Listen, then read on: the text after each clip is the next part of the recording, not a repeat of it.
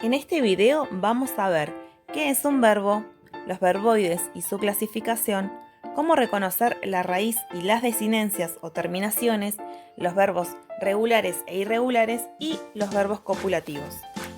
Para comenzar, podríamos afirmar que los verbos son palabras que expresan la acción que ejecuta el sujeto y funcionan como núcleo del predicado. Por ejemplo, en la oración Ezequiel cantará en el recital, el núcleo verbal es cantará. ¿Quién cantará? Él, Ezequiel.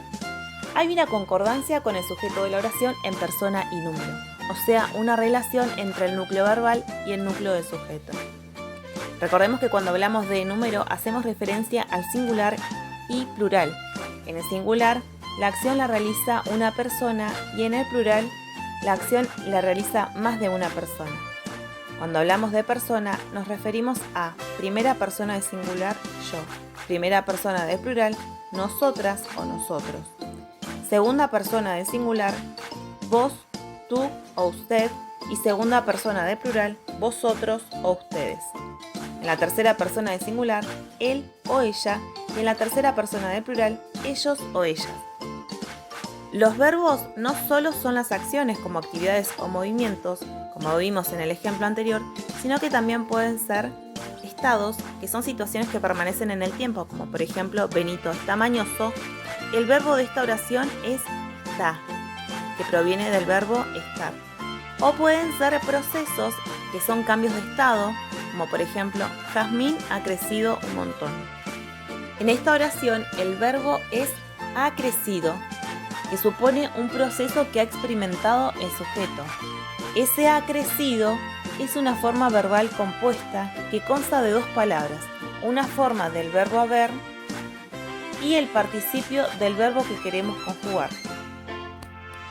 ¿Qué es conjugar o qué es un verbo conjugado? Es cuando puedo identificar en el verbo la persona, el número, el tiempo y el modo, es decir, los accidentes gramaticales. Lo opuesto a un verbo conjugado son los verboides, los verboides son las formas no personales de los verbos, es decir, que no responden directamente a un sujeto, sino que requieren de auxiliares o de preposiciones para poder ser empleados. Por ejemplo, si digo bailando y pregunto quién está bailando o quiénes están bailando, no logro identificar el sujeto o a los sujetos, es decir, no encuentro respuesta a mi interrogante. Estos verboides estarían completamente a falta de los rasgos usuales que poseen las formas verbales comunes. Existen tres clases de verboides: infinitivo, participio y gerundio. El infinitivo son los terminados en ar, ir. Ar es en la primera conjugación, por ejemplo, amar, cantar, jugar. Es en la segunda conjugación, por ejemplo, temer, comer, perder. Y por último, ir, que es la tercera conjugación del infinitivo, por ejemplo, partir, dormir, sonreír. El participio, en cambio, son aquellos terminados en ado e ido, por ejemplo, amado, temido. Y por último, el gerundio, que son aquellos terminados en ando o en yendo, por ejemplo, comiendo, cenando. La raíz y las desinencias. En los verbos podemos identificar una raíz, que es la que contiene el significado del verbo, y una desinencia que indica la persona, el número, el tiempo y el modo.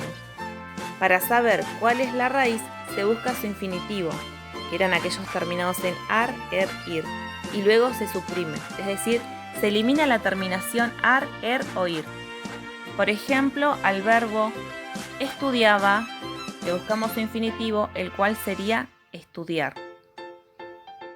Si le quitamos su terminación en ar, nos queda estudi. Esa es su raíz, por lo que la desinencia de este verbo conjugado va a ser aba.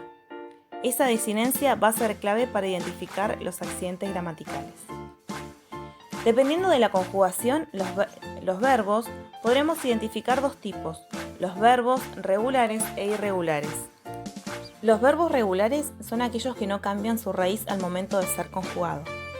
Por ejemplo, nadar conserva su raíz nad en las diferentes conjugaciones: nado, nadé, nadaré. En cambio, los verbos irregulares son aquellos que presentan cambios en su conjugación.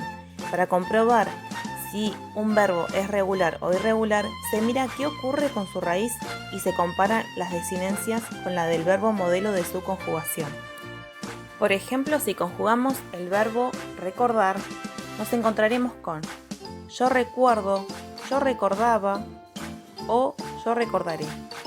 Este verbo recordar presenta irregularidades en la raíz, cambia la O por el diptongo ue. Hay verbos irregulares que tienen alteraciones en su raíz, otros solo en su desinencia y otros en ambos. Por ejemplo, cambios en la raíz. Cerrar, cierro. Cambia la E por la IE. Pedir, pidió. Cambia la E por la I. Y en producir, produjo, cambia la C por la J. Cuando hay cambios en la raíz y su desinencia, encontramos los verbos dar, tener, entre otros. Pero por ejemplo en dar podemos observar que uno puede decir doy, di o dieron, ¿sí? En tener, tengo, tuve, tendría. Todos estos serían verbos irregulares. Lo último que vamos a ver son los verbos copulativos, que son los verbos ser, estar, parecer y semejar. Entre otros, tienen como función unir al sujeto y predicado. Estos verbos no poseen significado pleno, es decir, que si estuvieran solos no se entendería la oración. Por ejemplo, si digo Silvina está, ¿qué pasa si yo digo Silvina está? No se entiende. El verbo de esta oración es está, que proviene del verbo estar, pero es como si le faltara un complemento. Si yo le agrego feliz, este funciona como un atributo que aporta significado al verbo. Otro ejemplo puede ser mi mamá es. Resulta lógico y esperable que complete la expresión con un adjetivo o con una construcción sustantiva que refleje la característica de la madre. En ningún caso la oración podría terminar así, a diferencia de lo que ocurriría si dijera mi mamá cocina. Esta última oración ejemplifica un significado pleno que puede estar seguido de complementos. Si le agregara un complemento me quedaría mi mamá cocina un rico estofado. Eso ha sido todo por hoy, espero que lo puedan haber entendido.